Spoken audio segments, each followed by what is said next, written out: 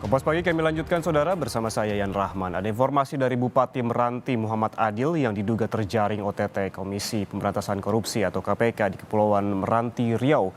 Sejumlah ruangan Pemkab Kepulauan Meranti digeledah dan disegel oleh petugas KPK. Bupati Meranti akan dibawa ke Pekanbaru sebelum diberangkatkan ke Jakarta. Sempat viral setelah pernyataannya yang menyebutkan orang-orang di Kementerian Keuangan iblis dan juga setan. Bupati Meranti Muhammad Adil diduga ditangkap KPK pada Kamis malam sekitar pukul 23 waktu Indonesia Barat. Sejumlah ruangan di Pemkab Meranti seperti ruangan Sekda dan ruang Humas dan Protokol turut disegel KPK. Usai dilakukan penggeledahan, Bupati Meranti menurut rencana akan langsung dibawa KPK ke Pekanbaru dengan menggunakan speedboat dan dikawal kepolisian Polres Meranti sebelum diterbangkan ke Jakarta. Hingga saat ini belum ada keterangan resmi terkait kasus apa yang menjerat Bupati Meranti dan siapa saja pejabat yang dibawa penyidik KPK.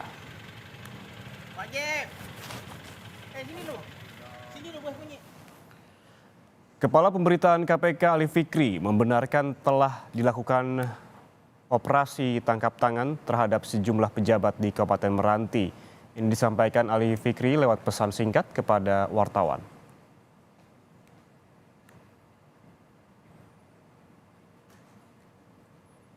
Bupati Kepulauan Meranti Muhammad Adil pernah menjadi sorotan terkait pernyataannya yang menyebut Kementerian Keuangan iblis atau setan terkait dana bagi hasil minyak Kepulauan Meranti pada Desember 2022. Kekesalan itu dilontarkan di hadapan Direktur Jenderal Perimbangan Keuangan Kementerian Keuangan Luki Alfirman di Kota Pekanbaru, Riau. Muhammad Adil marah-marah ke anak buah Menteri Keuangan Sri Mulyani, Luki Alfirman, Dirjen Perimbangan Keuangan Daerah Kementerian Keuangan. Muhammad Adil memprotes Kementerian Keuangan ihwal dana bagi hasil produksi minyak di Kepulauan Meranti. Adil mengaku tahun 2022 TBH minyak yang terima oleh pemerintah Kabupaten Kepulauan Meranti sebesar 114 miliar rupiah. Pada saat itu hitungannya yaitu $60 per barel pada perencanaan pembahasan APBD. Namun di tahun 2023 pembahasan APBD yang mengikuti nota pidato Presiden di mana satu barel $100.